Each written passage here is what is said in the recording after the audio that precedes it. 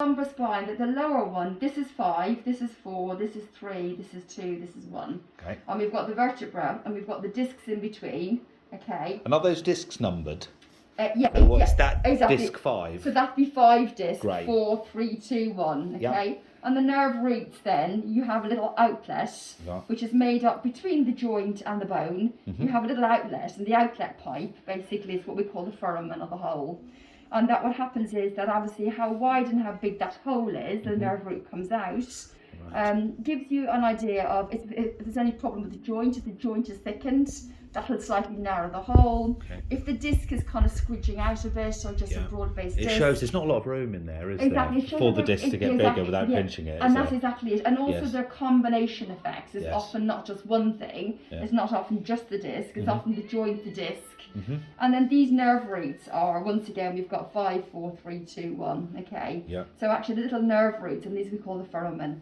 So what yours says is, it says that there's mild multi-level degenerative spondylotic change with early facet joint hypertrophy. So the first sentence says that basically there's kind of mild changes throughout the whole of the lumbar spine, 1 to 5. When we talk about spondylotic change, it means that the joint, that the disc has a little bit less fluid in it than you'd normally want, so a little bit less fluid, normal wear and tear, and that these are the facet joints. So these little fellows here are the facet joints. Okay. And they're like little baby knee joints.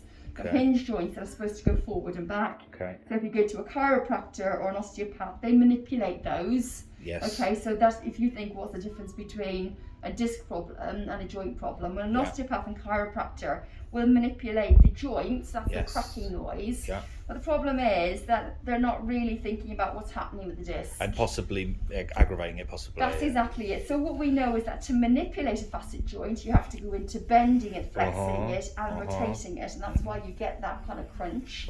But the problem is, to get the joint to manipulate, you have to put enormous tension on the discs. Yeah. So if your problem is mainly discogenic, you actually make it worse.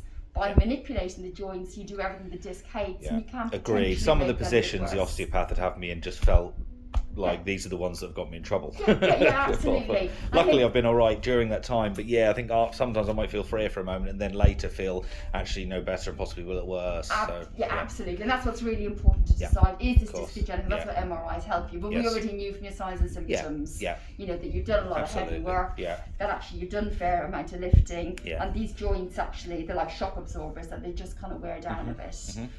So basically you've got mild multi-level, a little bit of early kind of degenerative changes in these facet joints, which is normal. I mean, if that was your need, with age kind of thing. or work, bit of both. I would say, like, we know after the third decade, people will always get a bit of wear and tear. But we find that obviously people who do a lot of physical work, or people who've had falls and that kind of thing. Right. Obviously, if you do more mileage with heavy loads in your car, do you hear that, Gary?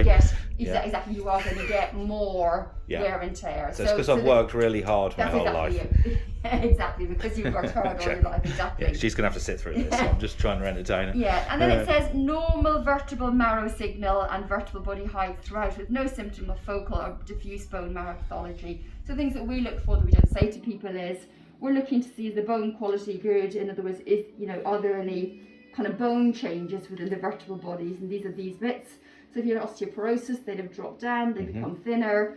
Or if there was anything, like very sadly, some people can have leukemia, things they don't know about, which affects the bone marrow, and then we'd be looking at something abnormal in the bone marrow. So we actually look for all the things we don't really tell you about. So that's reassuringly normal. Super, yes. You know, so sadly, I have had patients that have come in who have had unknown or known prostate cancer, and that they don't realise they've suddenly got severe back pain, and then you scan them, that sometimes their prostate cancer has gone into the bone marrow and gone into the bones. So actually, as you said, for someone like yourself, we've kind of checked ahead of time that there's nothing else there that you didn't even think about. You know what I mean? That's super. It said then that there is small vertebral L1 hemangioma is noted. So this we know is 5, 4, 3, 2, 1. 5, 4, 3, 2, 1. So on the number 1, on the L1, which will be here, 5, 4, 3, 2, 1.